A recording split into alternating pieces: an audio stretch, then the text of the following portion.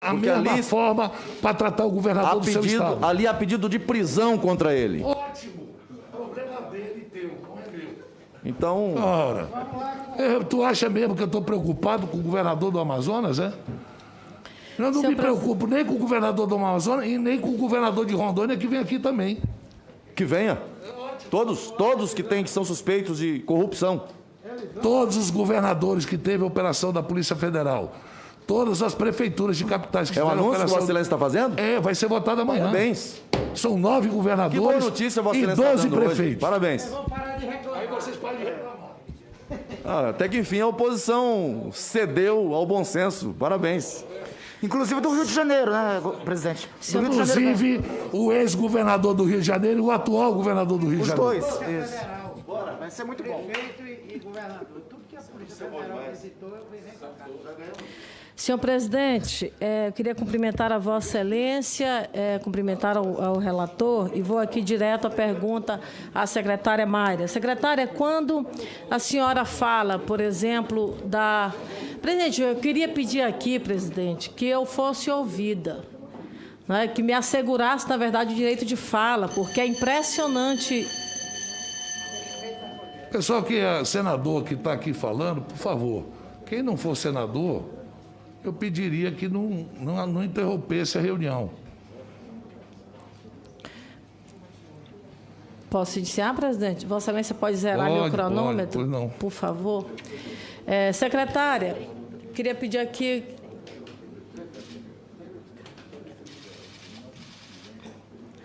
Secretária, nós temos, na verdade, várias publicações suas acerca da recomendação do uso de hidroxicloroquina para crianças e até para gestantes. Aonde é que estava essa fundamentação para esse tipo de orientação, secretária? Pois não, senadora. Na nossa nota orientativa, a despeito de muitos imaginarem que ela foi feita somente pelos técnicos do Ministério, nós convidamos vários profissionais com expertise da área de ginecologia, obstetrícia, da área de pediatria. Chamamos um dos maiores toxicologistas pediatras do Brasil. Se a senhora quiser, eu posso lhe entregar na nota. Existe a lista de autoridades médicas que foram chamadas para dar o parecer ao Ministério da Saúde na confecção dela. Existe uma lista de referências que também estão descritas lá, que foram usadas para essa orientação ser criada. Por que a senhora não obedeceu o que estava determinado pela Sociedade Brasileira de Pediatria, que não recomendou o uso da cloroquina para crianças e adolescentes? Porque, como eu já disse para a senhora, as sociedades médicas elas podem dar opiniões. O Ministério da Saúde não precisa necessariamente seguir a opinião de sociedades. Ela precisa seguir a orientação de quem? A nossa referência, primeiro, para os médicos exercerem a sua autonomia, é dada pelo Conselho Federal de Medicina. E nós temos os nossos técnicos, nós temos as pessoas que nós escolhemos para dar o nosso parecer. Então, quer dizer que esses pareceres são baseados em pessoas que o Ministério escolhe. Sempre o Ministério assim. não considera, por exemplo, as entidades científicas de saúde no Brasil para respaldar os seus protocolos? A gente considera quando esses pareceres, eles são condizentes com a realidade e com a verdade. Não, peraí. As sociedades falham também. Não, peraí. Quer dizer, então, que o Ministério da Saúde, ela concorda com opiniões que favoreçam o entendimento político do Ministério da Saúde? É isso, não, só para entender? Não foi isso que eu disse. O que eu disse é que nós temos o nosso conjunto de técnicos que trabalham no Ministério, servidores de carreira, e muitas vezes nós chamamos técnicos de fora também. O ministro Marcelo Queiroga vem fazendo isso agora, para que as pessoas elaborem os protocolos, mas as sociedades, elas dão opinião. Elas não decidem conduta do Ministério da Saúde. E as sociedades também erram. E para a senhora ter uma ideia, a Sociedade Brasileira de Pediatria, à semelhança de outras sociedades, ela também não representa todos os pediatras do Brasil. E por que a senhora colocou na sua fala que havia, por exemplo, respaldo junto à Sociedade Brasileira de Pediatria? Eu não me lembro aqui em que contexto isso foi colocado. Mas a senhora sabe que a senhora fez referência de que havia um respaldo junto à Sociedade Brasileira de Pediatria. Não me lembro em que contexto isso foi colocado. Se a senhora tiver para me lembrar, porque eu não me lembro em que contexto eu coloquei isso. O vídeo, posso pedir aqui para minha assessoria, já posso até colocar para Vossa Excelência, mas eu faz parte acho que a senhora deve estar falando do contexto das aulas, das escolas, e não de medicações. Do uso de hidroxicloroquina para crianças e adolescentes. Não. Vossa Excelência fez referência à Sociedade Brasileira de Pediatria, que em seguida a própria sociedade apresentou um documento exatamente contrapondo a posição feita pela senhora. Quando a senhora fala em relação a essas entidades científicas, eu queria que a senhora me explicasse de forma mais específica. Por que eu digo isso, secretária? Por exemplo, nós temos entendimento do Tribunal de Contas da União que não admite, por exemplo, a aplicação de políticas públicas que estejam fora de recomendações de entidades científicas, inclusive até para uso de recurso público. Esse entendimento que é feito pelo Tribunal de Contas da União, ele consta, por exemplo, inclusive nos processos que estão em curso acerca de improbidade. Nessa mesma linha, por exemplo, a senhora não considera essas entidades que eu vou citar aqui como entidades idôneas, que, aliás, são colegiado, como, por exemplo, a Rede Brasileira de Mulheres Científicas, que, aliás, a nota técnica da Rede Brasileira de Mulheres Científicas, ela não apenas não orienta, ela traz o banimento da adoção, por exemplo, da cloroquina. Veja bem, uma nota técnica de março de 2020, por exemplo, a Anvisa emite parecer não recomendando o uso de hidroxicloroquina. Em maio de 2020, o Conselho Nacional de Saúde se posicionou contra o uso do tratamento precoce com hidroxicloroquina. Em junho de 2020, a Sociedade Brasileira de Infectologia lança uma diretriz médica onde não recomenda o uso também desse medicamento. Em junho de 2020, a Associação Médica Brasileira passou a não recomendar mais o uso da hidroxicloroquina. Em janeiro de 2021, o Conselho Nacional de Saúde, portanto, emite um ofício para o Ministério da Saúde pedindo a revogação de qualquer instrumento que incentive o uso desse medicamento. A Associação Médica Brasileira recomenda, em março de 2020, o banimento do tratamento precoce da hidroxicloroquina. Todas essas entidades que eu cito, a senhora não considera que são entidades idôneas para emitir posicionamentos, orientações e recomendações acerca do uso de medicamentos no Brasil? Senadora, eu não vou discutir aqui a idoneidade dessas representações, mas o Ministério da Saúde ele não precisa se nortear. A senhora citou aí a Sociedade Brasileira de Infectologia.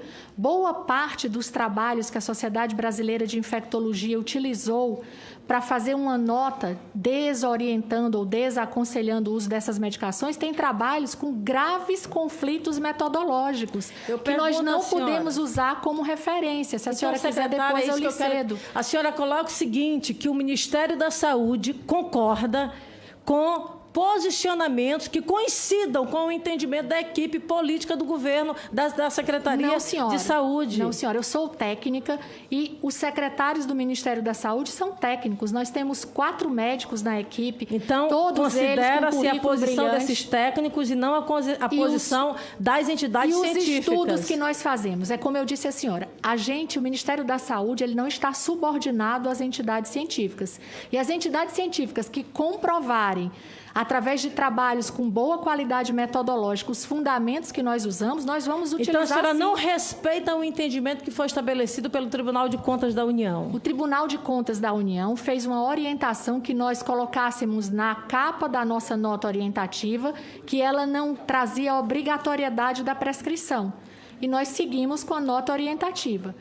Ou seja, esse entendimento do Tribunal de Contas, o Ministério da Saúde não leva em consideração na sua eficácia. Nós cumprimos todas as orientações do Tribunal de Contas da União. Vossa Excelência está se contradizendo. Quando Vossa Excelência diz que admite o entendimento do TCU e, ao mesmo tempo, diz que não admite o entendimento dessas entidades que são apresentadas, ou você concorda com uma ou você concorda com outra? Senadora, é que a gente precisa ter o entendimento de quais são essas entidades médicas de excelência. Eu, como técnica e responsável por dar as diretrizes da saúde do Brasil, eu tenho a responsabilidade de analisar o que me chega. Numa das entrevistas coletivas, para a senhora ter ideia que eu participei, eu refutei um artigo da Lancet. 2 semanas depois, eu sofri uma linchação social, porque as pessoas disseram que eu estava questionando uma das maiores revistas do mundo, que condenava o uso das medicações antivirais para o tratamento precoce. 2 semanas depois, essa revista pediu desculpas à humanidade e foi colocado que houve uma fraude. Fizeram um trabalho com 96 mil pacientes, repleto de conflitos de interesse, com dados falsificados. Então, é isso que eu digo para a senhora. Eu estou numa posição de técnica e nem sempre o fato de ser uma sociedade, essa autoridade merece que o Ministério aceite as posições dela. Agora, sem fundamentação. Secretária, meu tempo é muito pouco. Deixa eu fazer uma pergunta para a senhora. Pois não. A senhora está falando que a senhora é técnica e que considera os técnicos do Ministério da Saúde. Veja, qual a sua posição sobre o CONITEC, que é exatamente a parte técnica do SUS? A senhora acha que é uma comissão importante que tem que ser levada em consideração? Sim. Se a senhora considera que ela tem que ser levada em consideração, 2 perguntas. Primeiro, porque ela não esteve, por exemplo, à frente do comando de todos os procedimentos junto ao Ministério da Saúde, no que se refere, por exemplo, ao enfrentamento dessa pandemia. E a segunda, se a senhora considera o CONITEC como uma comissão de fato séria, então, por que a senhora não segue a orientação da CONITEC, já que ela própria não orienta e fez isso através de uma consulta pública a utilização mais da hidroxicloroquina? Primeiro, a gente está falando de coisas que são confusas.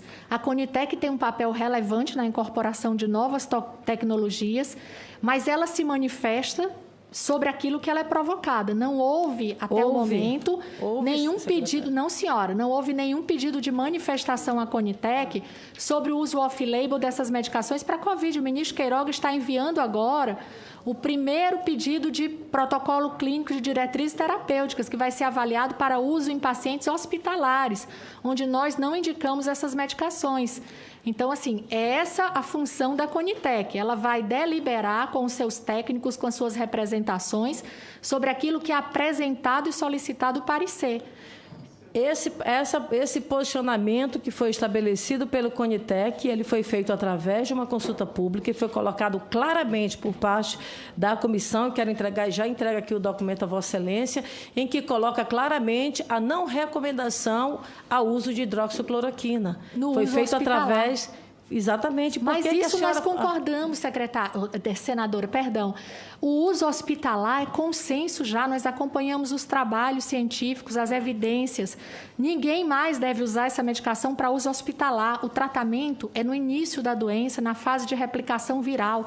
O nosso objetivo é impedir que o vírus se multiplique dentro da célula e que ele cause a morte, os internamentos e o colapso do sistema de saúde. Concordo plenamente com o envio da solicitação para que a gente, no âmbito do atendimento hospitalar, possa usar medicamentos que mostrem evidência nessa fase da doença.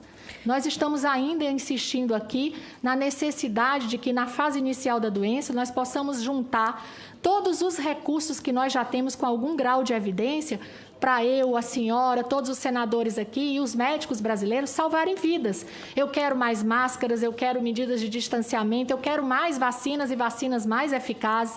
E acho que esse é o mesmo objetivo meu, da senhora e de todos os senadores aqui. Secretária, a senhora colocou mais cedo que acerca da questão da imunidade de rebanho, e a senhora colocou que não fazia a defesa de forma indiscriminada. Em quais situações a senhora defende? Eu nunca fiz a defesa da imunidade de rebanho. Quando eu me referi no vídeo que o senador Renan trouxe aqui, eu me referi às crianças. Nós não precisávamos, e aí eu insisto na minha defesa enquanto pediatra, o prejuízo que nós causamos às crianças brasileiras, ele é indizível. Crianças que foram privadas da escola, da merenda escolar, crianças que sofreram mais violência doméstica, crianças com um aumento do número de casos de estupro. A gente vai documentar isso. Ou seja, a imunidade de rebanho para a criança, a senhora orienta? Não, quando a gente fala de imunidade, é as crianças permanecerem indo para a escola, senadora, porque o risco delas adquirirem a doença é 37,5 vezes menor do que dos adultos. Mas as crianças não vão para a escola sozinhas, secretária. Ela tem todo um corpo docente para poder funcionar. Ela tem os professores, tem toda uma equipe de funcionalidade e depois elas têm que voltar para casa. E elas têm baixa transmissão da doença. Perto do pai, da mãe, do avô. E aí a gente pode isolar os casos mais graves, a gente pode isolar os nossos idosos. Existem muitas medidas, senadora, que nós podemos juntos discutir para a Covid, mas a gente precisa ter medidas estratégicas, não medidas reativas, políticas de apagar incêndio. O lockdown, por exemplo, foi adotado muitas vezes de forma completamente inadequada, quando a gente tem milhares de publicações mostrando que essa medida pode ser inefetiva. A própria Organização Mundial de Saúde, que recomendou o lockdown, hoje diz que ele pode ser responsável pela fome e pela miséria. Então, na Covid, tudo é incerto. Nós precisamos discutir, porque a ciência, quando se fala em evidência na Covid, são construções diárias. Secretária, a senhora está falando de uma situação econômica, é bom a gente lembrar que nós temos hoje no Brasil 450 mil pessoas que, de fato, não podem mais comer porque morreram, secretária. Esse é um retrato, e a Organização Mundial da Saúde, todos os órgãos científicos do mundo, e a senhora, como uma estudiosa do assunto, sabe disso, a recomendação é o elementar, é distanciamento social, é o uso de máscara e uso de álcool gel. A hidroxicloroquina, que Vossa Excelência ainda insiste até hoje nela, foi constatado pelos vários estudos ao longo dos últimos meses a sua ineficiência. E a senhora insiste ainda na aplicação desse mesmo medicamento. Ou seja, nós estamos aqui diante de uma situação extremamente grave, secretária, que demonstra, infelizmente, que ações reiteradas dessa natureza acabam evidenciando esses números que estão realmente aqui diante de nós. Eu queria fazer uma pergunta à senhora aqui. A senhora senta com o presidente da República para tratar de questões relativas à sua pasta? Não, senhora. Mas a senhora tem audiência com ele frequente? Não, senhora. Quantas vezes a senhora reuniu com o presidente da República nos últimos 12 meses? 15 segundos. Nos eventos públicos no Palácio, quando eu sou convidada pelo Ministério da Saúde. Nunca sentou para despachar com ele acerca da questão da área da saúde? Os secretários não fazem despacho com o presidente da República, o ministro faz. Certo. A minha pergunta é exatamente se a senhora teve ou... E eu só queria, se a senhora me permitir... Só para finalizar uma pergunta, e a senhora pode falar no final... Pois não. Responda, então, o que você ia falar. Não, é só para dizer para a senhora que, assim, quando a gente repete que não existem evidências e não existe eficácia desses medicamentos, senadora, o que eu trouxe aqui para vocês são todos os trabalhos publicados até hoje. A gente não está falando em nível máximo de evidência, porque nós não vamos obter isso nem para os medicamentos antivirais. Ainda nem temos os medicamentos. E é bom a gente lembrar, secretária, porque meu tempo realmente está indo embora. Pois não. Eu queria só fazer para a senhora a última pergunta acerca do relatório que a senhora passou ao ministro da Saúde da sua visita em Manaus. Quer dizer, no período de 1º a 10, lá foram quase 500 pessoas que vieram a óbito. E ninguém lhe falou que faltava oxigênio. De quem foi essa falha? Porque se a senhora está indo para o Estado com uma equipe para entender a situação real da cidade e, de repente, ninguém lhe diz que está faltando oxigênio, de quem foi essa falha? Acredito que os senhores estão aqui para apurar essa responsabilidade, mas durante através de ouvir vocês. Isso. A nossa responsabilidade e as nossas informações, elas serão fruto das suas respostas. Então, eu gostaria que Vossa Excelência me respondesse para eu depois ter uma avaliação acerca desse entendimento. Como eu já mencionei antes, durante o período em que eu fui destacada como secretária para estar em Manaus, não recebi qualquer relatório, qualquer comunicação, e acredito que a senhora e os outros senadores vão ouvir isso nos relatos do secretário Marcelos, porque, assim, essa é a verdade, senadora. É uma verdade realmente que nós precisamos apurar, porque é absolutamente estranho que uma equipe designada pelo governo federal vá ao Estado, não tenha informação daquilo que vai evidenciar depois centenas de pessoas que vêm a óbito, e a gente viu o caos que realmente se seguiu logo após, inclusive, a sua saída do Estado. E, para finalizar, secretária, a senhora é médica e a senhora sabe que essa autonomia médica ela tem um limite. E esse limite ele passa pela bioética, ele passa pela questão ética, ele passa pela vida. Eu vejo que, infelizmente, as suas orientações, até pela posição estratégica que a senhora exerce como secretária do governo federal e a sua função estratégica, as suas orientações em relação ao uso da hidroxicloroquina diante da ineficácia apresentada pelos vários estudos, infelizmente, a senhora está prestando um desserviço no Brasil, num momento tão grave que nós estamos realmente enfrentando, que é o período de pandemia. Muito obrigada, presidente. Obrigado, senadora Elisiane. Pelo sistema remoto agora, senador Tasso Gereissati. Pois não, presidente. Devolva a presidência, senhor titular.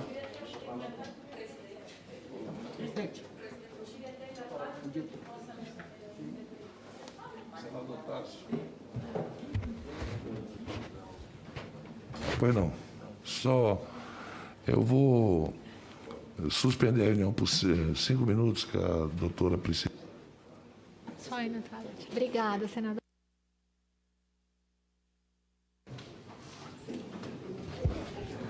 Senador.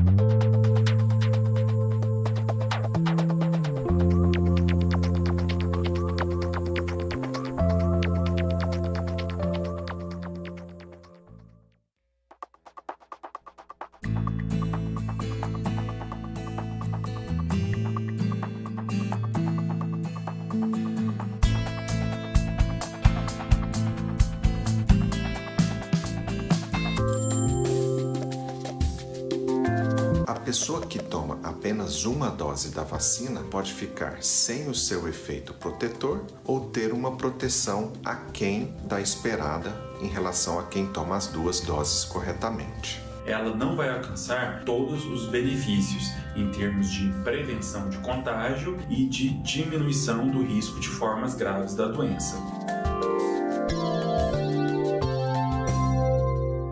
Uma notícia falsa pode vir de quem a gente menos espera, no grupo da família ou nas nossas redes sociais. Mas como saber se uma informação é verdadeira? Você agora ganhou um aliado no combate às fake news. Se você receber uma informação duvidosa sobre o Senado, entre em contato com a gente pelo site ou por e-mail. Nossa equipe de comunicação vai analisar o material enviado e responder a sua pergunta. Ficou na dúvida? Senado verifica.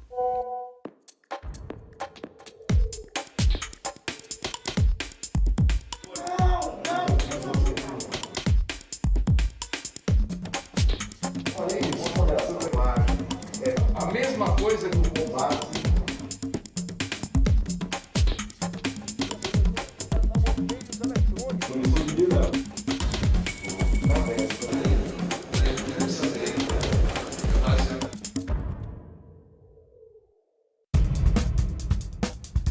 Como é que você lida com machismo?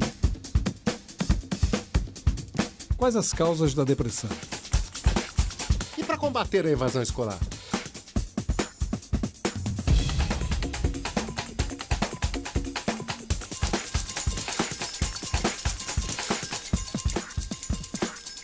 Cidadania, segunda a sexta, 8h30 da noite, aqui na TV Senado. Existem muitas maneiras de evitar uma notícia falsa. Uma delas é buscar as fontes oficiais. Se você receber uma notícia sobre o Senado, procure nos nossos meios a informação precisa. A rede de comunicação do Senado existe para garantir que a informação segura chegue até você. Esse é o nosso papel. O seu é compartilhar a verdade. Notícia falsa se combate com boa informação. Alerta Coronavírus, para proteger você e sua família. Gestos simples que salvam vidas. Se tossir, cubra o rosto com um braço ou com um lenço de papel e depois jogue fora numa lixeira com tampa. TV Senado contra o coronavírus.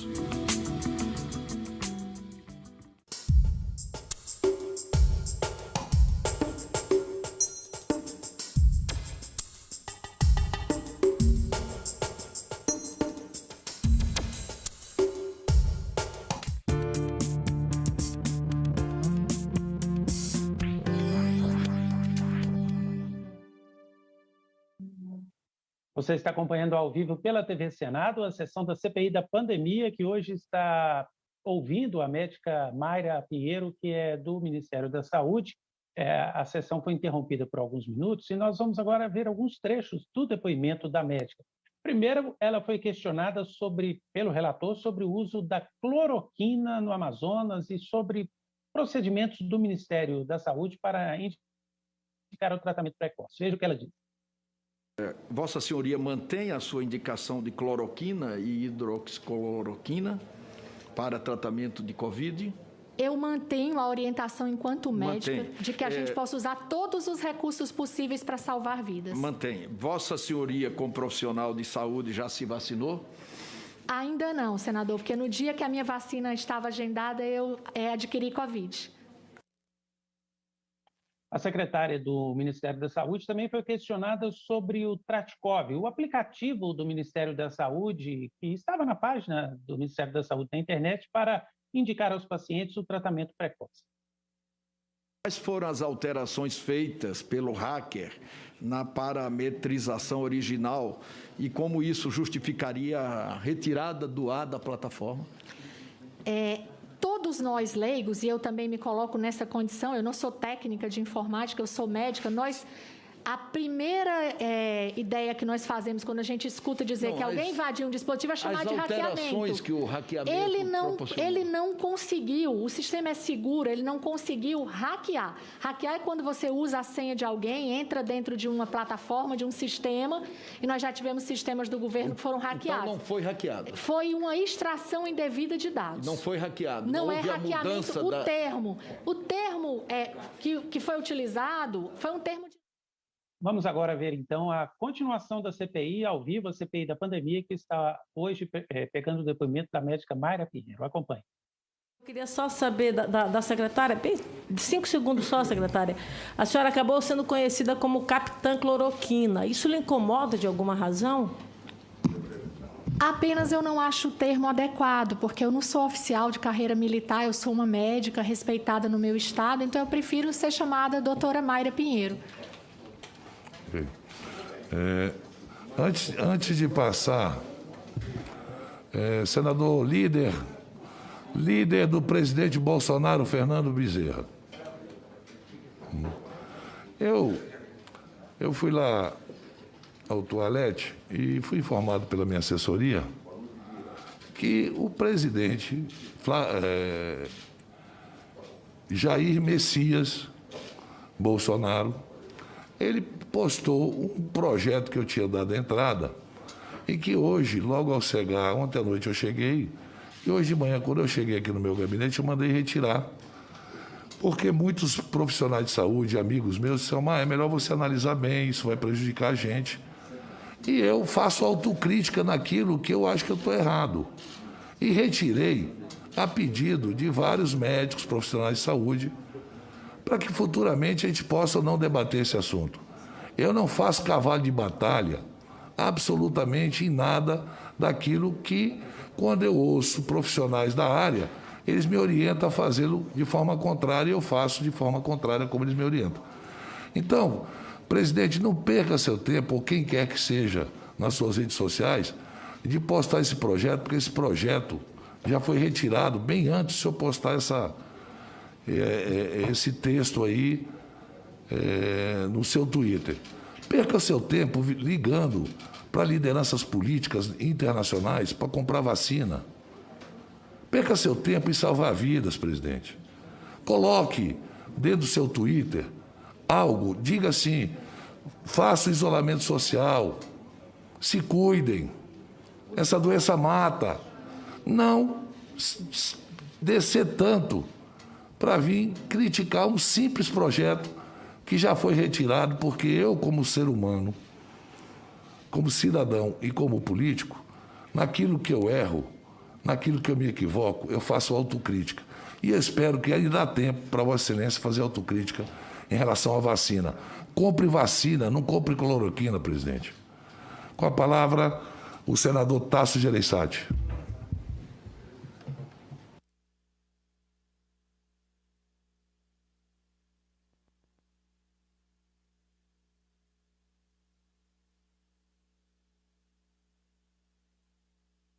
Seu Agora sim, senador. O senador está selecionado por 15 minutos. Eu vou ser rápido aqui. Duas perguntas, mais esclarecimentos. Doutora Mayra, boa tarde.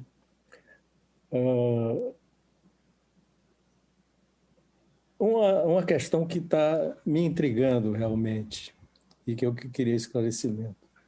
A senhora e os 5 médicos que compõem a sua equipe não acreditam nas orientações da Sociedade Brasileira de Pediatria e quase todas as sociedades brasileiras. Não acredita na OMS, nas orientações da OMS.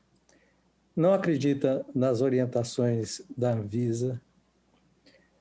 Não acredita nas decisões da entidade que combate doenças contagiosas nos Estados Unidos, a CDC, CDC, não acredita na ACDC e EMA, entidades que formam as orientações globais na Europa. Acreditem em que orientações? Boa tarde, senador Tasso. Satisfação revê-lo. A primeira coisa, senador, o senhor é cearense, conhece a minha história de luta em defesa da vida e da dignidade de pacientes e profissionais. A primeira coisa que eu acredito é que nós devemos salvar a vida das pessoas diante de uma doença grave e incerta. Essa é a primeira recomendação e essa é a minha primeira crença maior. E buscar, dentre todas as evidências que nós temos, aquilo que nós podemos utilizar que cause o menor malefício e o maior benefício para salvar vidas. O senhor fez a citação de dezenas de entidades. Eu poderia citar outras dezenas de entidades e países, senador, que têm usado protocolos clínicos para tratar a Covid com bons resultados. Eu poderia citar para o senhor dezenas de municípios brasileiros onde, a partir da observação clínica dos médicos, pessoas estão sendo salvas. Poderia citar aqui para o senhor dezenas de hospitais e entidades privadas no Brasil que vêm usando protocolos clínicos criados por essas entidades para salvar vidas. O que eles têm em comum? Cidades, países que adotaram esses protocolos e essas entidades. A letalidade nas cidades é menor, a resposta dessas entidades privadas que vêm usando medicamentos antivirais é menor. E a gente não está falando, senador Tasso, só de cloroquina e hidroxicloroquina. Infelizmente, esses 2 medicamentos foram muito estigmatizados, criminalizados, ao invés de serem criminalizados as pessoas que fizeram pesquisas fraudulentas ou que causaram a morte. Nós estamos falando em 17 medicamentos que existem hoje, que podem ser usados para a Covid, que têm um potencial de diminuir o que eu, o senhor e todos os senadores e a população brasileira quer. Diminuir as hospitalizações e evitar o colapso do sistema de saúde e as mortes, que é um desfecho, o mais grave de todos, o mais infeliz. E nós lamentamos a morte não só das pessoas, mas também de um grupo específico de pessoas que são os profissionais da saúde que estão no enfrentamento dessa doença. Muito obrigado, senhora. Doutora Mayra, essas entidades são entidades oficiais. A Organização Mundial da Saúde, que a senhora mesma citou várias vezes, recomendações dela que está adotando. No Brasil, eu espero só tomar medicamentos que sejam autorizados pela Anvisa. Se não for autorizado pela Anvisa, eu não faço. Enfim, mas não vou polemizar sobre isso. Mas outra coisa aqui, e vem a propósito do que nós temos ouvido aqui também para esclarecimento. Nós ouvimos aqui um relato muito técnico, bem feito, do senador Otto Alencar, não sei se a senhora chegou a acompanhar, em outras oitivas, em que ele fala sobre exatamente o que é a hidrocloroquina e a hidroxicloroquina e a cloroquina. E a senhora afirmou aí várias vezes que ele é um antiviral. E o senador Eu gostaria, a senhora confirma isso, pelo que eu entendi? Que essas medicações têm ação antiviral, sim. Inclusive, nós temos publicações científicas atestando isso desde 2005, senador Tasso. Acho que o senador Otto... Eu vou apresentar para o senhor, senador, com todo o respeito. Eu gostaria de passar, então, se o presidente me permitir, só para esclarecimento de todos nós, que o senador Otto explicasse para nós tirarmos essa dúvida aqui de uma vez por todas, se o presidente, ser do meu tempo todo para o senador Otto. Olha, posso falar, presidente? A cloroquina, a hidroxicloroquina, é um antiparasitário. É uma droga antiga usada para combater a malária, causada pelo Plasmodium, que é um parasita. Não existe nenhuma medicação que possa, como é proposto nesse teste COVID, que possa evitar a contaminação pelo vírus. Eu pergunto à senhora, doutora Mayra, tem alguma medicação para evitar que uma criança contraia o sarampo? Só a vacina, né? Só a vacina. Paralisia infantil? Só a vacina. Varíola? Só a vacina. H1N1? Só a vacina. Como é que inventaram agora que hidroxicloroquina pode evitar que uma pessoa se contamine do coronavírus? É um absurdo dizer que é antiviral. Não tem nenhum estudo para comprovar, no seu estudo que deve ter sido feito sem os protocolos normais do estudo. Por exemplo, a senhora deve saber, a médica tem um bom currículo. Eu não tenho dúvida disso. Há como se aplicar uma medicação num paciente sem antes fazer os estudos pré-clínicos ou in vitro? Não. Tem que fazer primeiro o estudo pré-clínico ou in vitro. Estudo pré-clínico é feito nos animais, para depois se usar a medicação. E depois os estudos clínicos. A senhora sabe quantas fases são do estudo clínico para aplicar uma medicação? Pode dizer? 4 fases, pelo menos. Pois não. Então a senhora está consciente de que não foi feito as 4 fases da hidroxicloroquina no combate ao Covid-19. Não tem nenhum estudo que possa demonstrar que foi feito primeira, segunda, terceira e quarta fase. E, além disso, doutora, todos esses estudos têm que ser acompanhados do ponto de vista farmacológico, farmodinâmico e farmocinético, para saber como a droga, no organismo do paciente, desenvolve a sua ação. Hidroxicloroquina não é antiviral em estudo sério nenhum no mundo. Eu tenho lido sobre isso, tenho informações, tenho inclusive no meu estado, talvez o melhor infectologista do Brasil, um dos maiores do mundo, professor doutor Roberto Badaró, que é infectologista, a senhora não é infectologista. E ficam falando, inclusive, coronavírus. Coronavírus se manifestou em Hong Kong em 2003. Se usou hidroxicloroquina, não resolveu. O MERS, que atingiu a Ásia Menor, os países árabes, em 2013 e 2016, usou hidroxicloroquina, não resolveu. A senhora sabe que teve, em 2013, 2016, teve o MERS. A senhora sabe, né? Sabe, MERS é um tipo de coronavírus da família do beta-coronavírus. Não é isso mesmo? Então, se usou hidroxicloroquina, na Ásia Menor não resolveu. Não tem estudo que comprove isso. Não tem nenhum estudo que comprove que a hidroxicloroquina vai ser aplicada no paciente, de acordo com a bula, e ele não vai ter a doença, ou vai reduzir a doença. Não há nenhum estudo nesse sentido. Eu estou falando aqui cientificamente, depois de estudar muito essa questão. E esses estudos que são feitos, todos eles, são muito mal elaborados, porque não atenderam as recomendações científicas. E eu digo à senhora, que eu vi seu currículo, sei da sua boa intenção, jamais diria uma palavra ácida contra a senhora, não só porque é uma médica, e também pelo respeito que eu tenho a todas as mulheres, né? Obrigada. Isso é uma coisa fundamental. Mas a minha discordância aqui nunca foi política, sempre foi científica. E não tem nenhum antiviral até agora, nem antiviral até agora, que possa controlar a doença.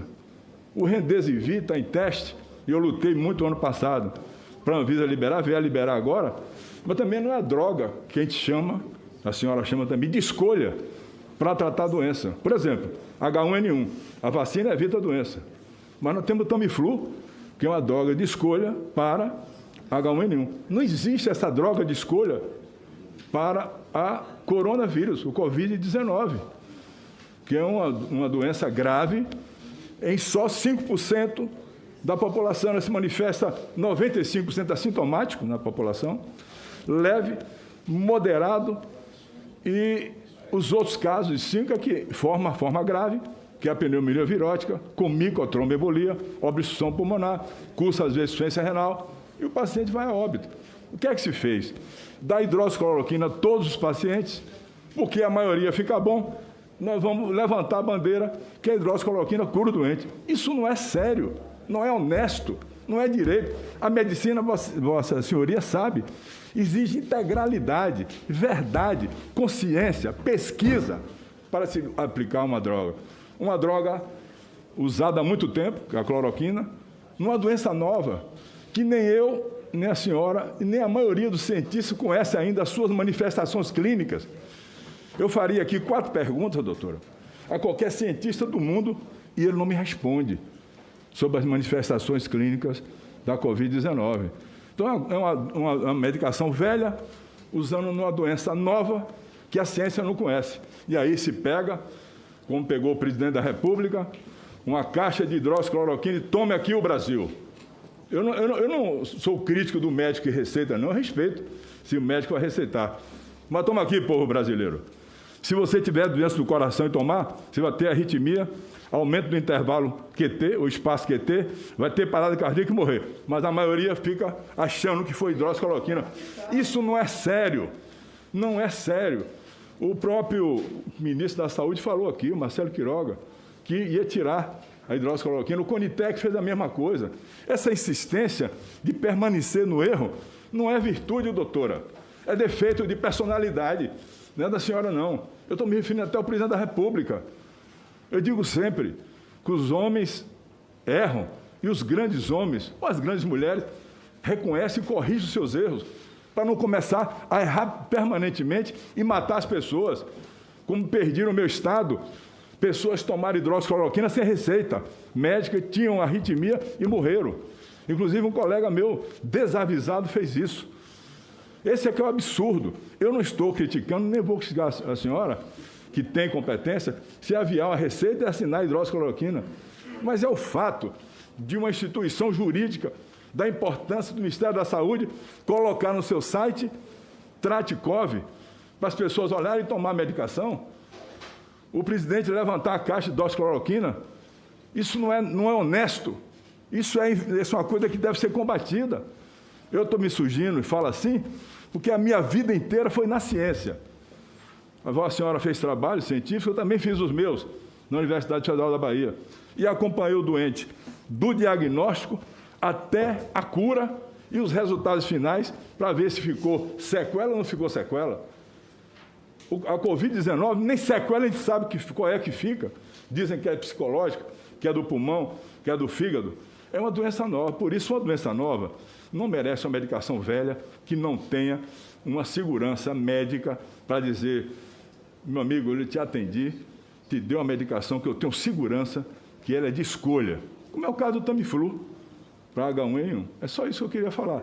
Eu sei que essa tese que a senhora defende ou que eu defendo está parecendo briga por religião, né? Ou então por futebol. A senhora torce lá para o seu time, deve ser o Ceará ou Fortaleza? Ceará. Eu sou Vitória, estou na Série B. Então, não adianta discutir isso. Agora, a hidroxicloroquina, até o seu ministro da Saúde disse aqui que não tem validade.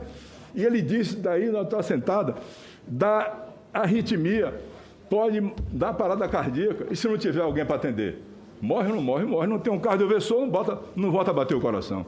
É só isso, mas não quero levar essa discussão com a senhora, porque eu vi seu currículo, quero lhe parabenizar, mas se por acaso a sua consciência agora, a sua consciência chegar um momento de dizer assim, corrija isso.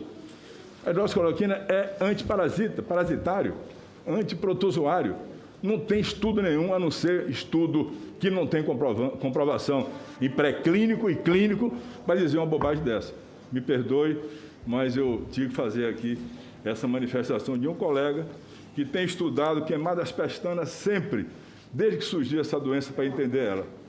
E até agora eu não tenho segurança de uma medicação que eu possa medicar o paciente, dizer, vai, que é droga de escolha, você vai ficar curado. Só tem uma coisa, doutora, a vacina.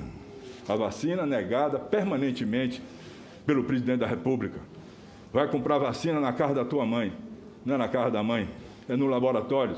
Isso é falta de respeito para o povo brasileiro que vive, sobretudo, penando pelas ruas atrás de uma vacina, com o braço descoberto, e a vacina não existe. Obrigado. Senador Humberto. É para eu responder ou... Sim. Eu gostaria que ela respondesse. Não, eu digo a resposta ao senador Tássio e ao senhor. Ele fez a pergunta e depois pediu para ele complementar. Desculpa. Não. Ela tem todo o tempo do mundo para responder. Lógico.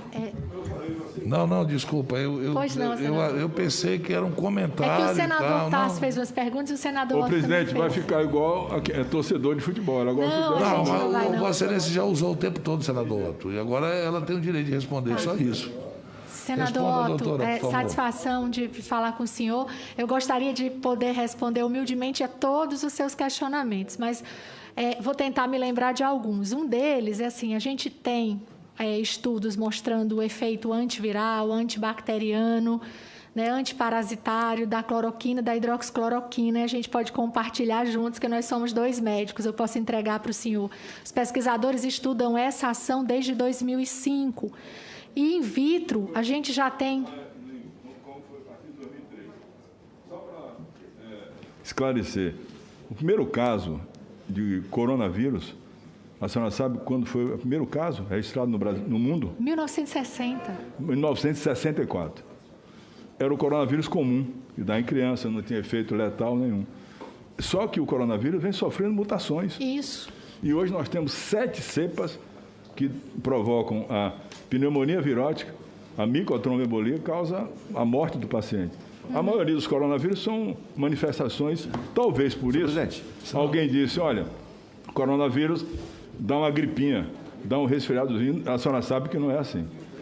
Obrigado. Senador Otto, eu vou passar a palavra para a doutora. Vou tentar ser breve. Então, ela vai responder ao senador Tássio e ao senador Otto.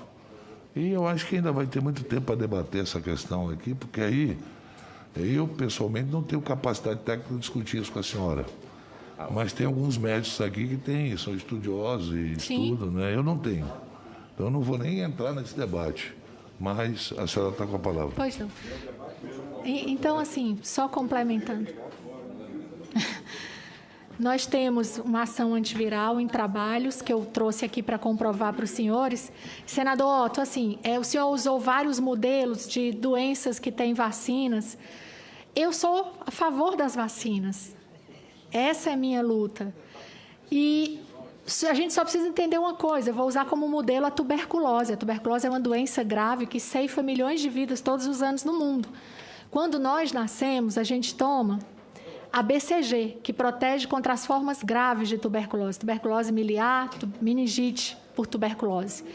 Mas eu tenho a forma pulmonar e milhões de pessoas, quanto mais baixo o nível socioeconômico, quanto maior o subdesenvolvimento, maior é o número de casos de tuberculose nos países.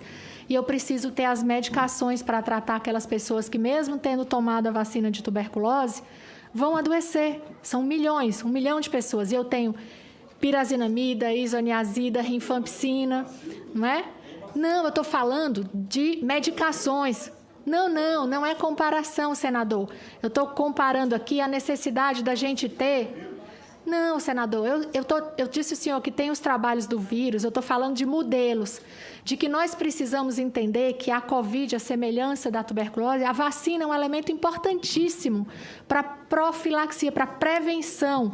Mas se eu adoecer, ainda que tenha tomado a vacina, e eu tenho ainda milhões de pessoas no mundo que não conseguiram tomar a primeira dose da vacina, não só no Brasil, eu preciso ter algum tipo de recurso farmacológico para eu enfrentar a doença e não colapsar o sistema, não ter supersaturação de leitos e nem ter as mortes que nem eu nem o senhor queremos. E essas medicações, a gente já tem muita evidência, senador. Eu insisto que eu trouxe aqui para deixar...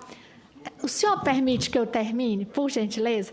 Então, a gente já tem evidência. A gente não tem evidência 1A, que nós só vamos ter daqui a muitos anos, porque essas evidências precisam que a gente tenha as medicações utilizadas nos ensaios clínicos com um número muito grande de pacientes.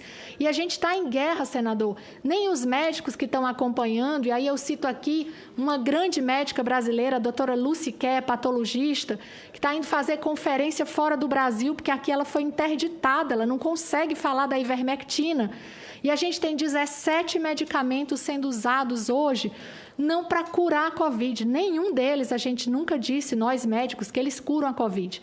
O que esses medicamentos fazem é o que todos nós esperamos, reduzir os internamentos, as mortes, evitar que, se iniciados na fase de replicação viral, a gente tenha progressão para as formas mais graves. É o que eu, é o que o senhor, é o que todos os senadores aqui querem. Ninguém quer ver o sistema colapsado, ninguém quer ver as plaquinhas de não sei quantos milhões de mortes no Brasil.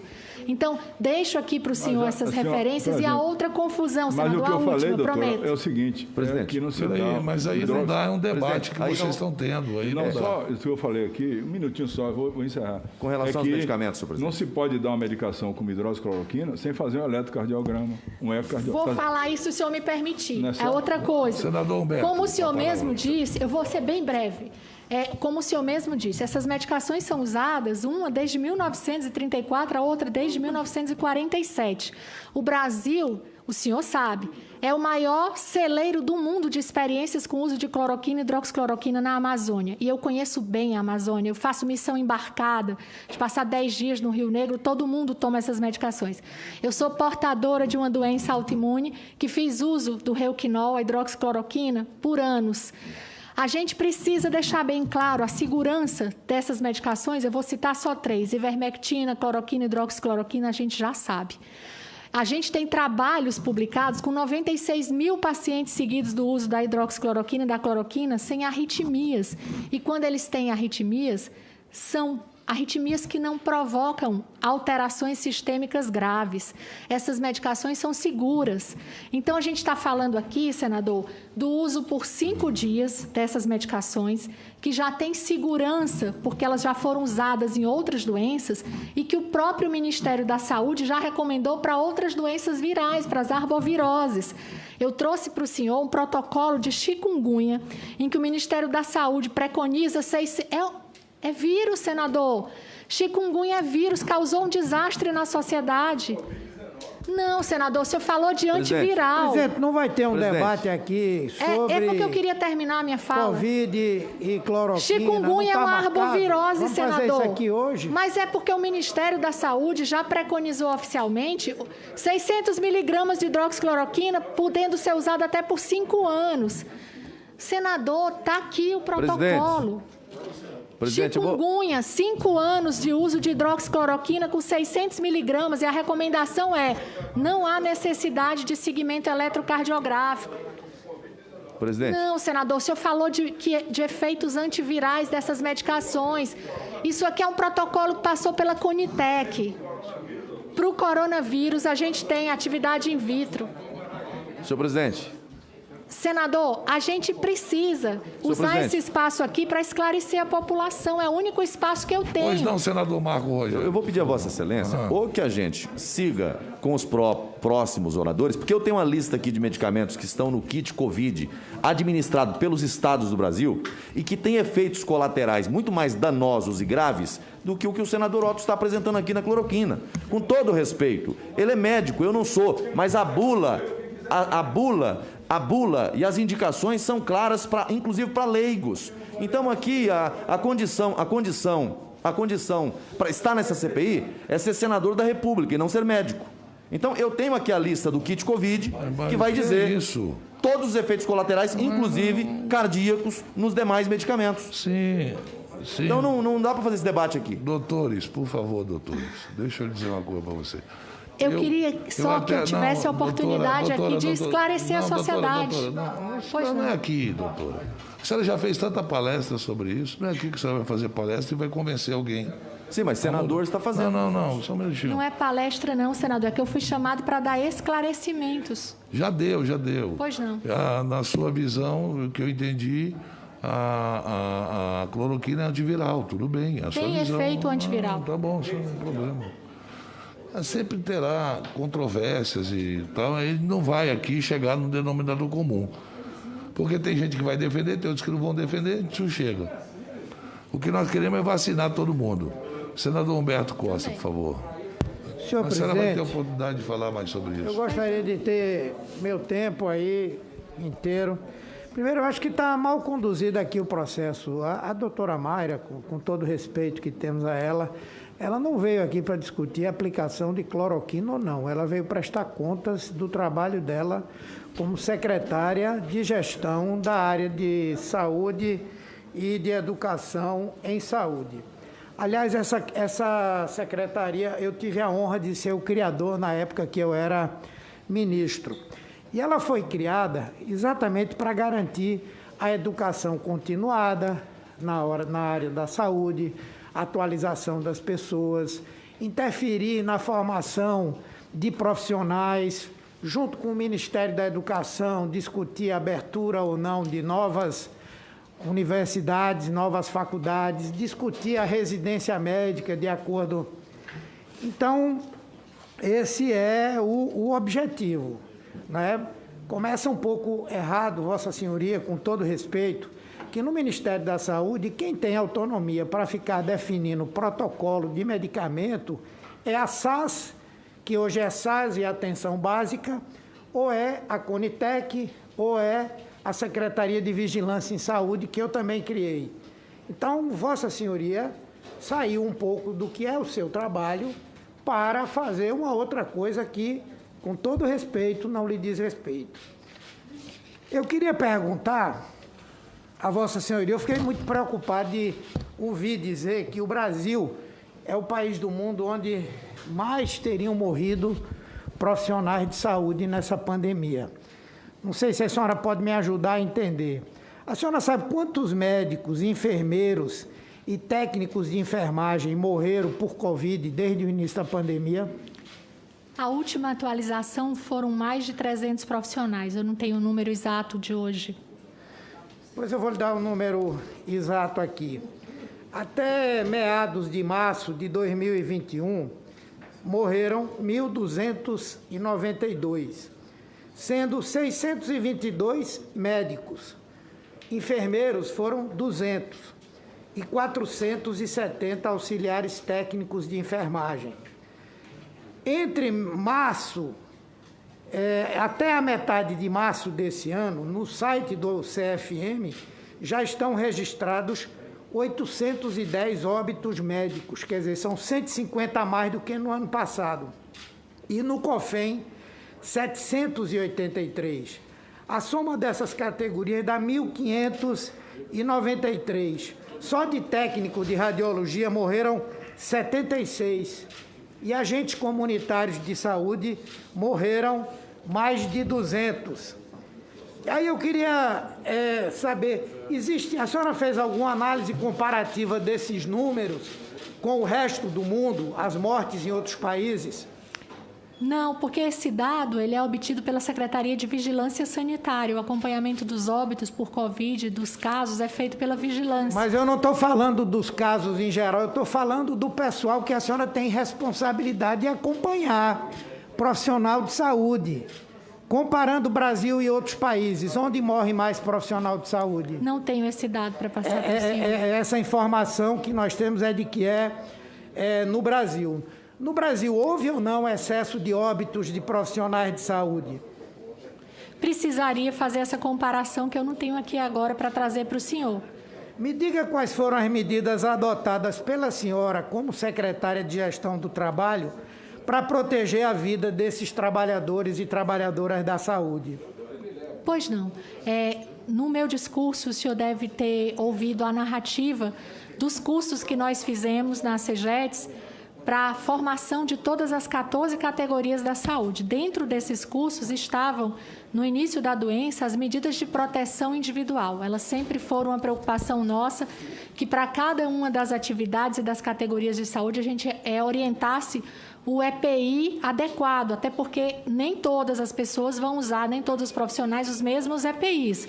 O profissional enfermeiro, o médico que trabalha na UTI, ele vai dispor de um tipo de vestimenta, o agente de saúde vai dispor de outra. Nós fizemos isso, senador, para todas as 14 categorias da saúde, orientando as medidas de proteção individual, a forma de remoção das roupas e os cursos. Quantos cursos a senhora fez para capacitar as equipes de atenção primária e de reabilitação de pessoas com Covid-19? Eu posso dizer o número, o discurso, aqui anotado, que eu não vou lembrar. Mas, assim, para a atenção primária, se eu não me engano, foram 25 cursos. Nós fizemos parceria com diversas universidades, Universidade Federal de Minas Gerais, de São Paulo. Nós temos, só dizer o quantitativo para o senhor, porque eu não vou decorar, não tenho o valor do número decorado. Não, não quero que a senhora me diga decorar, não se preocupe não, minha preocupação não é essa. A senhora sabe bem que existia no Ministério da Saúde, começou quando eu estava lá, um espaço de negociação coletiva entre profissionais de saúde e o Ministério. E isso foi desmontado na gestão de Vossa Senhoria lá. Isso é um espaço que poderia se negociar equipamentos de proteção individual, formação técnica dessas pessoas. A situação de abandono dos profissionais de saúde foi tão grande durante esse período que a senhora é gestora. Por exemplo, em 2020 foi feita uma pesquisa com 3.636 profissionais de saúde do SUS. Nessa pesquisa, 63% disseram que não havia equipamento de proteção individual para troca e higienização durante a jornada.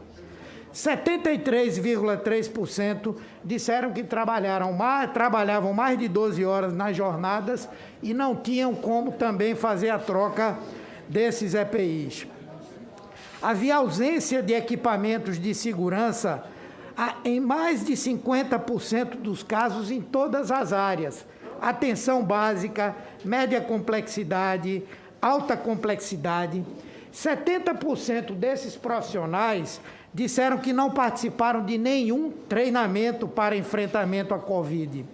69,6% disseram que não tiveram treinamento sobre os protocolos para enfrentamento à Covid.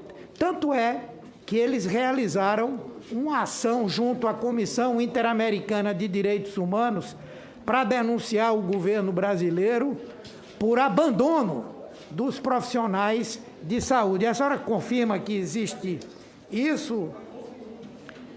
Senador, primeiro vou responder aqui a sua resposta de forma objetiva. Ao todo, os cursos para profissionais de saúde para o enfrentamento à Covid, 14 cursos de manejo clínico na atenção especializada, 21 ações de orientação para a população, para a atenção primária. Em relação aos cuidados com esses profissionais, o senhor mencionou o número da pesquisa. Nós estamos acompanhando 185 mil profissionais de saúde cuidando da sua saúde mental. A pesquisa feita em 3 etapas para que a gente possa acompanhar, identificar aqueles que estão sob risco e atuar. Em Manaus, a gente criou um ambulatório específico de seguimento à saúde mental, dado o contexto mais grave da pandemia. Mas, seguindo os cursos, em parceria com a AMIB, 15 cursos para médicos intensivistas, 16 cursos de orientação para cuidado à saúde mental, eu já falei da atenção primária de saúde, e a iniciativa de prevenção ao suicídio e automutilação, que ela atingiu 242 mil pessoas no Brasil, também foi no contexto de cuidado. Esses cursos que a senhora fez, eles não fazem nem cócegas na necessidade que nós temos dos profissionais da área da saúde. Por exemplo, presidente, Os países pobres que conseguiram controlar a pandemia utilizaram a atenção básica como uma área fundamental. Eles não gostam que fale, não, mas Cuba, Venezuela, mas também a Nova Zelândia, outros países controlaram a Covid usando a atenção básica. O agente de saúde que vai lá, que faz o teste, que isola as pessoas, que dá a orientação. No Brasil, me desculpe eu dizer a Vossa Senhoria, a atenção básica no Brasil ficou naquela de fique em casa. Agente comunitário de saúde no Brasil não foi treinado para trabalhar na pandemia. Os agentes comunitários de saúde no Brasil não receberam suporte desse governo para poder ir de comunidade em comunidade fazendo o esclarecimento de como se faria a prevenção. Essa é a realidade do que aconteceu no Brasil. E no Brasil nós temos médicos, agentes comunitários, enfermeiros nos mais de 5.500 municípios do Brasil. A minha questão, eu estou falando com a senhora respeitosamente, o que era da sua alçada, infelizmente a senhora não fez. O que não era, a senhora estudou, a senhora chefiou um grupo de médicos para ir para Manaus. Tinha algum médico intensivista nessa equipe que a senhora levou para lá? A senhora levou alguém para atender alguma pessoa que estivesse morrendo lá em Manaus? A senhora se preocupou de juntar um time, encher um avião e botar gente para atender as pessoas que estavam lá em Manaus precisando? Sim. Sim? Sim. Nós levamos 347 profissionais de saúde de outros estados. Eu não sei se o senhor teve a oportunidade, mas nós recebemos uma homenagem da Gol Transportes Aéreos de profissionais que nós deslocamos do Brasil inteiro, médicos, que ficaram 3 meses em Manaus, custeados, pagos com recursos próprios do Ministério da Saúde para socorrer Manaus. Todos esses mais de 300 profissionais, senador, foram treinados por nós, fizeram sequência rápida de intubação no local. Nós ficamos 90 dias com esses profissionais lá. Então, nós levamos, sim, esses profissionais, fizemos os cursos, e se o senhor me permite, não é minha área de atuação dentro do Ministério, mas para o enfrentamento à Covid, a Secretaria de Atenção Primária foi uma das secretarias que mais fez ações e mais recebeu e direcionou recursos extraordinários para o enfrentamento à doença. Só do programa Mais Médicos, que nós tínhamos cerca de 13 mil médicos, foi ampliado em 6 mil o número de médicos para que os municípios pudessem ampliar a capacidade de atendimento na atenção primária. Pois não. E nós direcionamos alguns médicos do programa para que eles pudessem, inclusive, atuar na rede de atendimento secundário, naqueles estados onde houve colapso. Parabéns, é pena que isso não aconteceu no restante do Brasil. Aliás, Vossa Senhoria é responsável, por exemplo, pelo chamado Revalida. Não, senhor, o Congresso é o Nacional, o MEC que faz o Revalida, senador, aprovou, não é o Ministério da Saúde. Sim, mas o Ministério da Saúde tem uma interferência no sentido de garantir que isso aconteça. Não, senhor. O Revalida foi aprovado pelo Congresso Nacional aqui e são mais de 15 mil profissionais médicos que poderiam estar servindo ao Brasil depois de fazer o Revalida e que não estão. Isso tem a ver com o Ministério da Saúde também, isso tem a ver com a área da senhora. Quando nós criamos, por exemplo, Mais Médicos, isso foi uma construção do Ministério da Saúde com o Ministério da Educação. E a senhora está assistindo mais de 15 mil profissionais formados que poderiam estar trabalhando e que não estão por conta da posição ideológica do senhor presidente da República. Eu queria só concluir aqui a minha fala no sentido, a senhora falou na questão de teoria da imunidade de rebanho para crianças, mas naquele mesmo vídeo a senhora fala das pessoas saudáveis que não têm comorbidades, que podem ir para o comércio, que podem trabalhar. Então, a senhora é um exemplo das pessoas que defendem essa tese da imunidade de rebanho que nos trouxe até essa realidade que nós estamos vivendo hoje no Brasil. 450 mil pessoas mortas 450 mil pessoas mortas, porque a tese é a seguinte: essa doença é simples, essa doença não causa nenhum dano grave, já existe um medicamento barato que é produzido em todo lugar e que é eficaz. Quem não quer isso é porque quer vender vacina para ganhar dinheiro.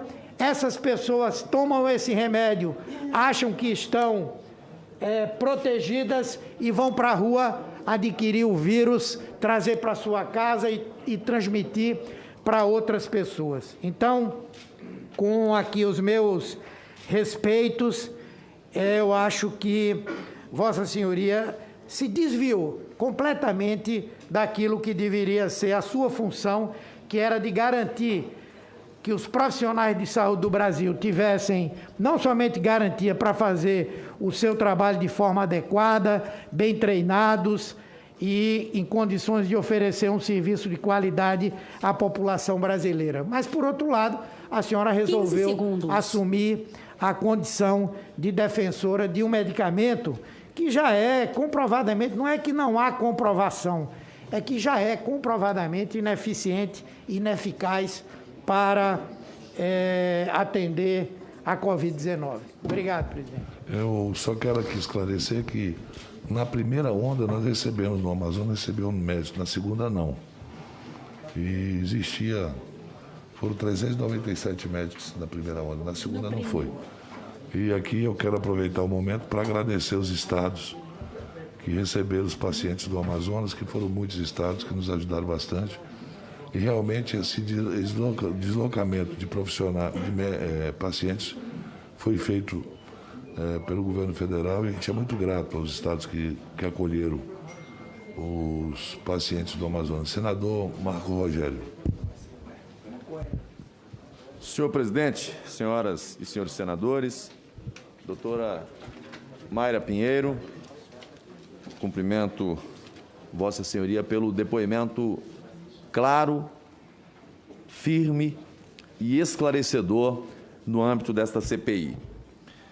Farei alguns questionamentos relativos a esse tema. Tem havido um debate muito grande aqui nesta CPI sobre o uso da cloroquina e sobre o tratamento precoce. A senhora já respondeu diversas perguntas acerca disso, é verdade, mas praticamente somente em relação ao governo federal, enquanto sabemos que a execução das políticas de saúde é feita praticamente pelos estados, pelo Distrito Federal e pelos municípios através de suas unidades de saúde. Considerando que cloroquina e tratamento precoce têm sido demonizados nesta CPI, resolvi fazer um pequeno levantamento envolvendo justamente as unidades da federação que são responsáveis por atender os pacientes. Fiz isso principalmente depois que o vídeo que divulguei aqui na semana passada gerou muita reação, um negacionismo total, como se a prática de alguns governadores fossem somente, observem, de março ou abril de 2020. Vou mostrar agora que isso não é verdade.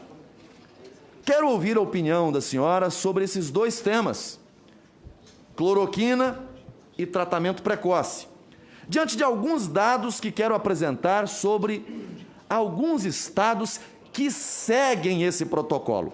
Vou repetir a expressão, que seguem esse protocolo. Vou começar pelo estado de Alagoas.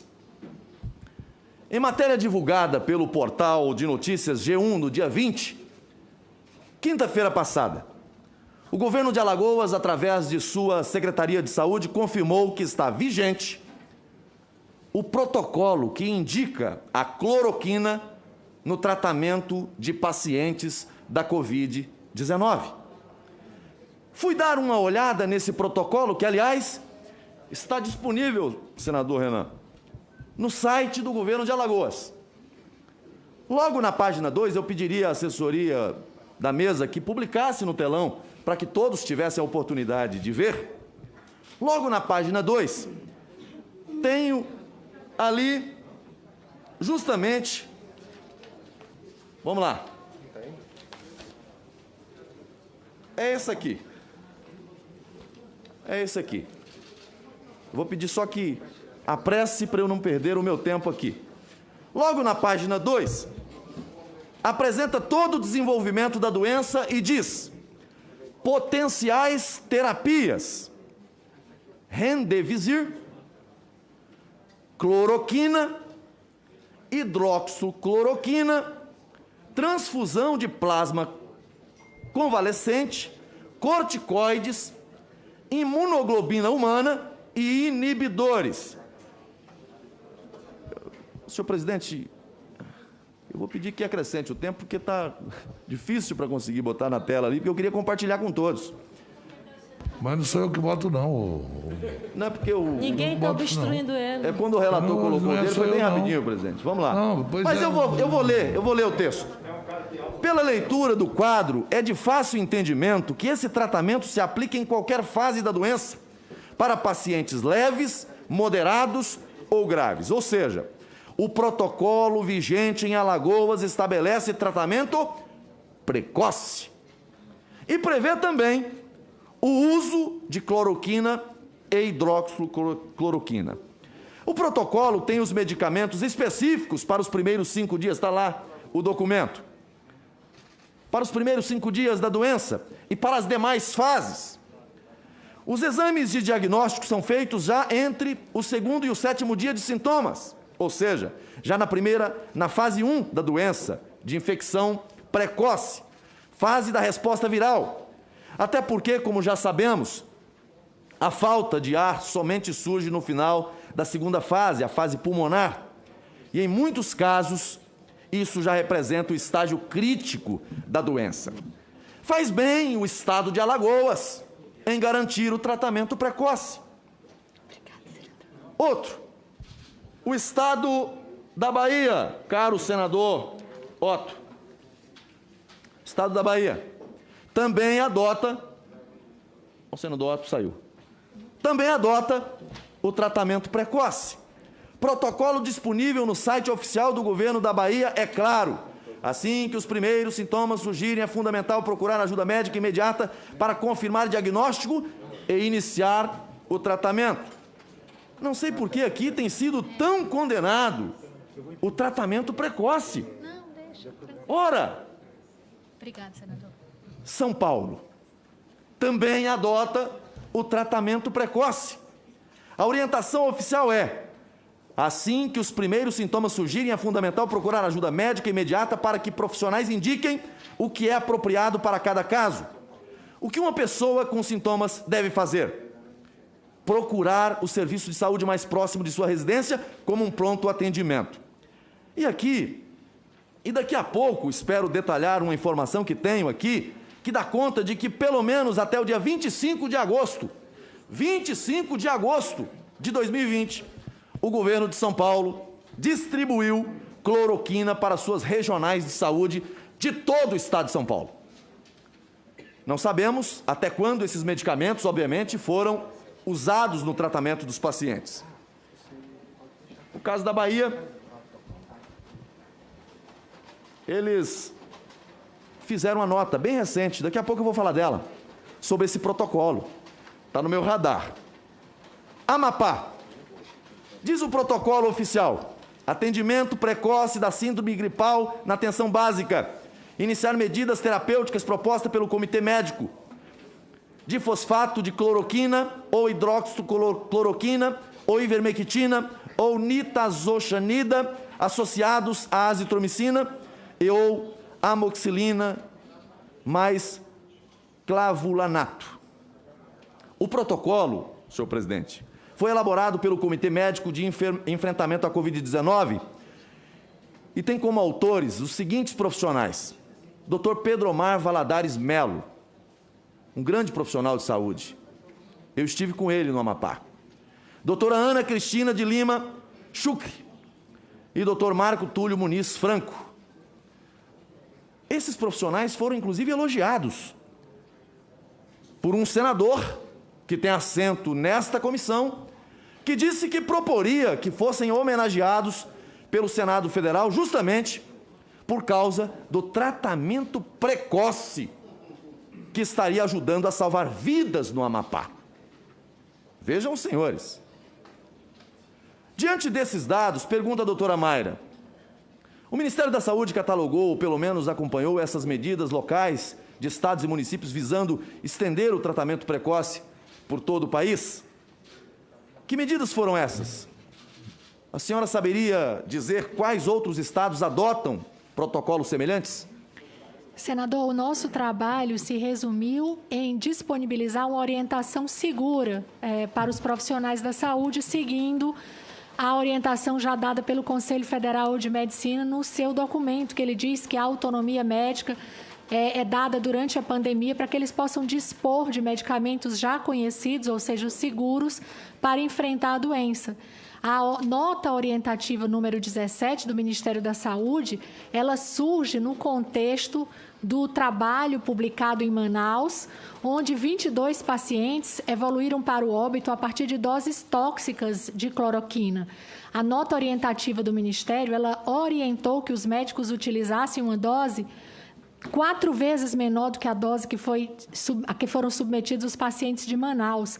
Então, nós exercemos o nosso papel de não prevaricar e assim decidimos fazer uma orientação segura, já que a medicação vinha sendo usada no país e nós temíamos que casos como o de Manaus acontecessem e as pessoas fossem a óbito não por causa da medicação, mas pela exposição a doses tóxicas, que é o que aconteceu.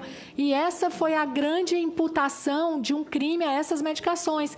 A gente tem 2 trabalhos, é preciso que a população brasileira, os médicos já sabem disso, elas tenham consciência disso. Nós tivemos um trabalho feito no Brasil, publicado numa revista internacional, que expôs pacientes brasileiros no município passando por uma situação grave a doses 4 vezes maiores à dose preconizada. São doses tóxicas e essas pessoas foram a óbito, inclusive isso é objeto de investigação no Ministério Público e agora na Polícia Federal. Depois nós tivemos um trabalho numa das maiores revistas do mundo, que também foi uma fraude. E esses 2 trabalhos estigmatizaram essas medicações.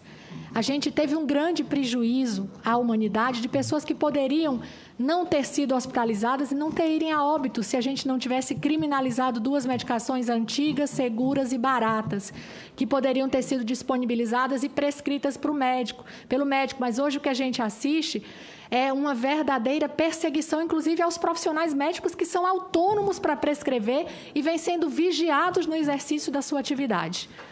Inclusive, apenas para informar a CPI, lá no estado da Bahia, nesse momento, há uma comissão, uma auditoria fazendo patrulhamento na Secretaria de Saúde de Porto Seguro, onde atua a doutora Raíssa. Eu já recebi as informações e estou solicitando informações oficiais sobre o que está acontecendo no estado da Bahia. No caso dos estados e municípios que não seguiram esse protocolo de tratamento precoce, que tipo de consequências isso pode ter causado? E antes de sua resposta, gostaria de dizer que tenho recebido informações da ocorrência de muitas mortes em função da procura de hospitais por pacientes já em estado grave. Muitos governadores e prefeitos e suas respectivas secretarias de saúde adotaram a política do fique em casa e só vá ao hospital quando tiver falta de ar. Diferentemente dos estados que já citei aqui, dentre outros que poderia citar. Os relatos dão conta de que muitas pessoas seguiram essa orientação. Em outros casos, senador, mesmo tentando... Senador Marco, para colaborar com a sua preocupação, que é nossa, o ministro Mandetta mandava ficar em casa. A senhora já trabalhava com ele. Qual foi o seu pensamento sobre naquele momento, ele mandando ficar em casa? Eu acho que nós tivemos um momento em que nós conhecíamos muito pouco a doença. Correto. E a orientação naquela época hoje é errada. Pois era março, abril, maio. Isso, né? e é isso que o senhor chegou no entendimento agora muito importante.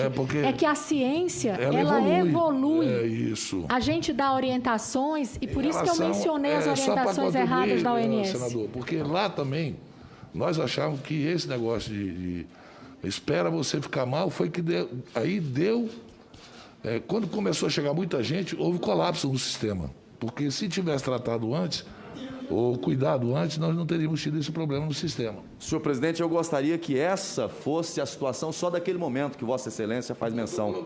Mas, infelizmente, Vossa Excelência fala de um momento que ele se repete a todo momento, inclusive agora e nessa CPI. Quando os arautos, pais da ciência, dizem aqui que não pode ter tratamento precoce, que não pode oferecer medicamento que não tenha na bula prescrição para a Covid. Isso é negacionismo, isso é negar atendimento, isso é negar socorro médico, isso é a política do fique em casa. Com todo respeito, não foi o ex-ministro Mandetta que introduziu o fique em casa, e gostaria que fosse só naquele momento, que havia muito pouca informação. Mas o que me preocupa é o que acontece hoje com o volume de informação que nós temos e essa política reverberada, essa narrativa criminosa, homicida, de não tome remédio que não tenha prescrição na bula para a Covid-19. Vai tomar o quê? Vai tomar o quê? Juízo. Realmente, estou ouvindo aqui de alguns senadores, juízo, que criticam o atendimento, que criticam o socorro médico. O que tenho ouvido é que muitos pacientes, já pelo 5º, 6º ou 7º dia, começaram a apresentar problemas respiratórios e chegaram aos hospitais já precisando de respiradores mecânicos, o que não eram suficientes para todos pela alta demanda. Muitos pacientes já chegaram com pulmões altamente comprometidos. Em muitos casos, o quadro já exigia a internação em UTI. E a insuficiência de leitos se tornou maior ainda. São inúmeros os relatos de pessoas, de muitas pessoas que morreram pelo agravamento dos problemas respiratórios, na fila, à espera de UTI. Em cidades do interior de todo o país, onde não há uma UTI sequer, houve demora para se conseguir o próprio translado. E muitos morreram nessa espera. Outros morreram nas estradas. Não conseguiram sequer chegar aonde havia uma UTI. Outros tantos foram entubados, já pelo quadro avançado da doença, e morreram, porque todos sabemos que não é baixo o índice dos entubados que foram levados a óbito. Pergunto, o Ministério da Saúde tem um levantamento que permite analisar o impacto desses casos no número de mortes? Se não tem, há mecanismos oficiais que permitiria se chegar a isso, doutora Mayra? Senador, nós não temos um segmento dos pacientes que são submetidos a esse tratamento na fase inicial da doença. Isso ficou muito, até por conta dessa perseguição a que os médicos vêm sendo submetidos no Brasil, por conta de grupos de médicos e muitas vezes as próprias prefeituras e os estados que fazem esses protocolos locais, eles escondem por conta do policiamento ideológico que se criou no país e no entorno dessas medicações. Então, como nós temos muita responsabilidade, nós começamos a buscar estudar cidades com menor letalidade e correlacionar com fatores que pudessem resultar nessa menor letalidade, mas não conseguimos confirmar as informações para correlacionar as variáveis e, por isso, eu fico aqui sem lhe dar essa resposta por conta da imprecisão dos meus dados. Agradeço, Vossa Excelência, mas nós precisamos enfrentar esse aspecto. O que mata mais é o atendimento precoce, é o tratamento precoce, com os medicamentos disponíveis, receitado pelos médicos, ou é a negação do atendimento? Do procure só quando já não tiver mais jeito. A falta de um tratamento precoce não leva o paciente a mortes apenas em decorrência de problemas respiratórios. Já existem estudos bem fundamentados, cito como exemplo o trabalho de um grupo de pesquisadores da PUC do Paraná, que dão conta de outras complicações que podem ocorrer com o avanço da doença. Os principais são complicações vasculares. A doença deixa de ser viral e passa a ser trombogênica. Sem falar também nos casos de inflamação renal e insuficiência renal, ou inflamação no coração ou no fígado. Também há risco de trombose ou eventos como acidente vascular cerebral. São diversos os relatos específicos acerca de pacientes que passaram por esse tipo de experiência e foram a óbito. Os estudos realizados pelos pesquisadores da PUC foram feitos a partir de amostras pós-morte e indicam que o uso de anticoagulantes precocemente pode ajudar no tratamento da Covid-19 a fim de evitar os trombos. Pergunto, o Ministério da Saúde tem conhecimento desses estudos? Senador Marco Rogério, eu já dei para Vossa Excelência 4 minutos.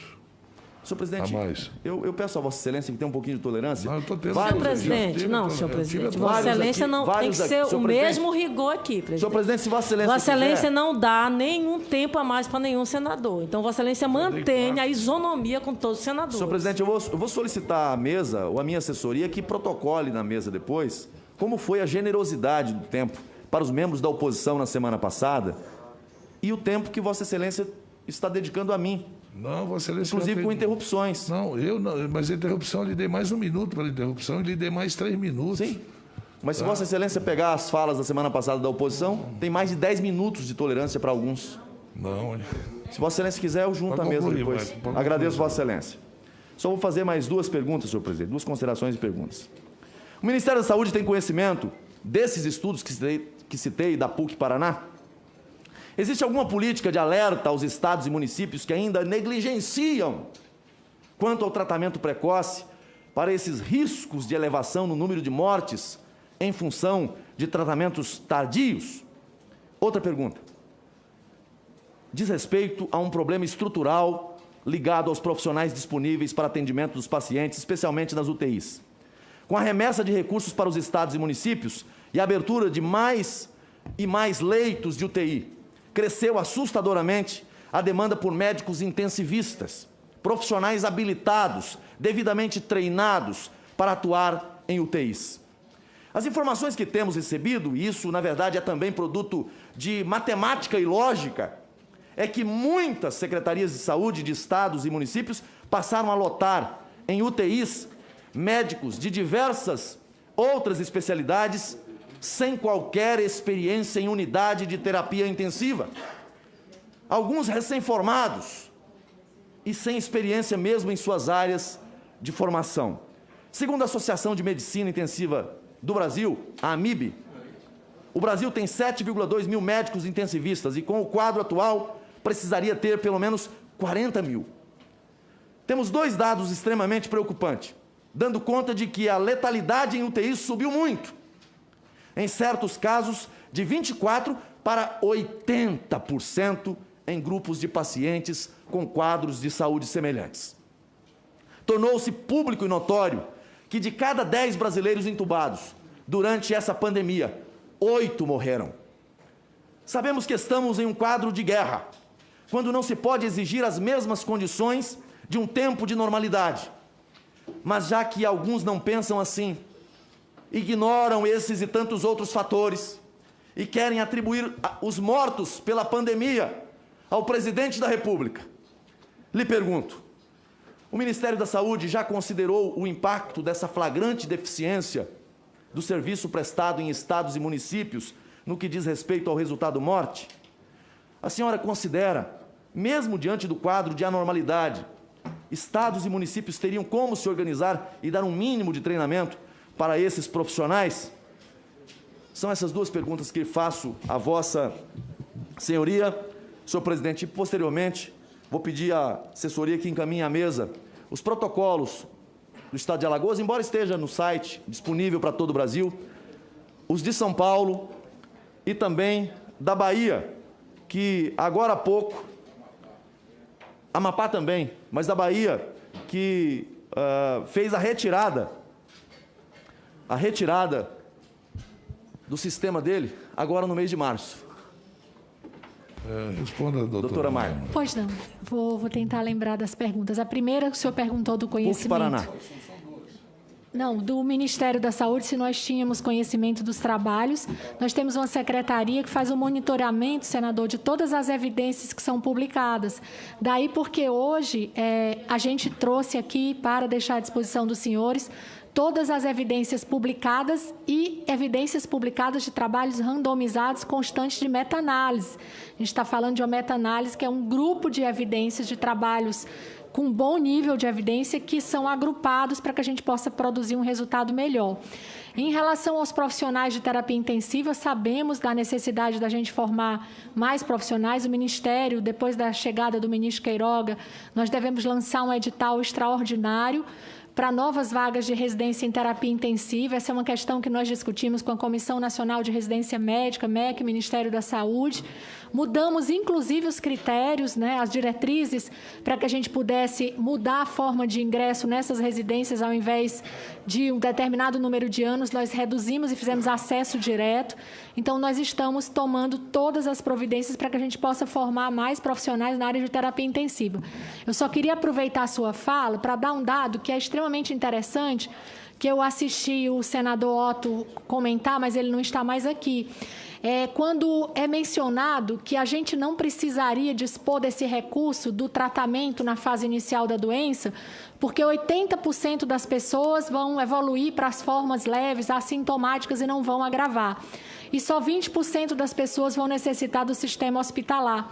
Não é possível que a gente consiga prever quem vão ser esses 80% e quem vão ser os 20%. Nós estamos diante de uma doença gravíssima. Então, se eu considerar que 20% da população brasileira, cerca de 216 milhões de pessoas, 40 milhões vão evoluir para as formas graves e desses, 5% vão precisar de leitos de UTI, eu teria que ter 2 milhões de leitos de UTI hoje disponíveis no Brasil. Então, aí o senhor entende que nós estamos até subestimando a necessidade de profissionais. O Ministério da Saúde, emergencialmente, disponibilizou custeio de cerca de 19 mil leitos de UTI. Mas, diante de uma doença incerta, em que eu não sei quem vão ser, esses 5% que estão na UTI, que o senhor acabou de mencionar, desses 85% vão a óbito, eu tenho que dispor de todos os recursos possíveis. Vacinas, equipamentos de proteção individual, tratamento farmacológico no início da doença para evitar o agravamento e tratamento farmacológico para os doentes graves que já internaram nas enfermarias e nas UTIs. Muito obrigado.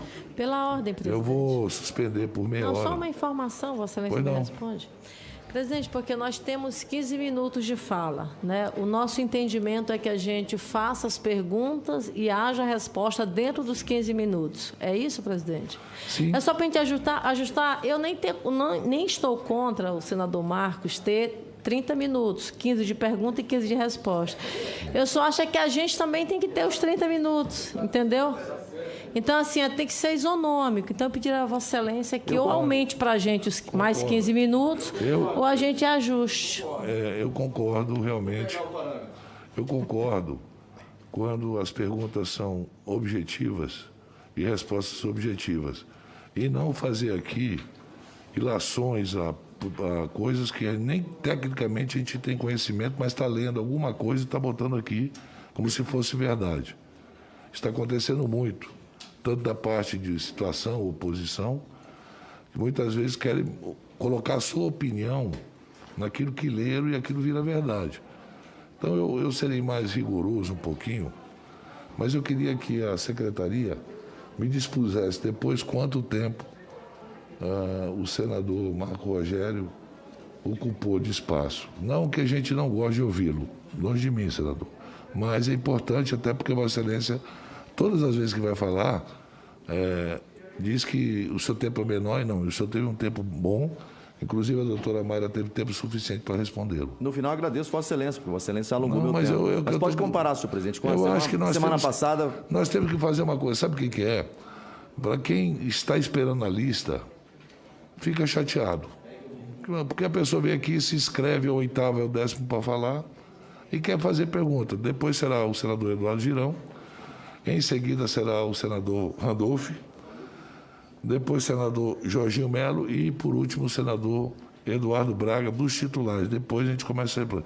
Então está suspenso por 30 minutos, até porque a doutora Mayra precisa comer alguma coisa. Doutora, fica à vontade.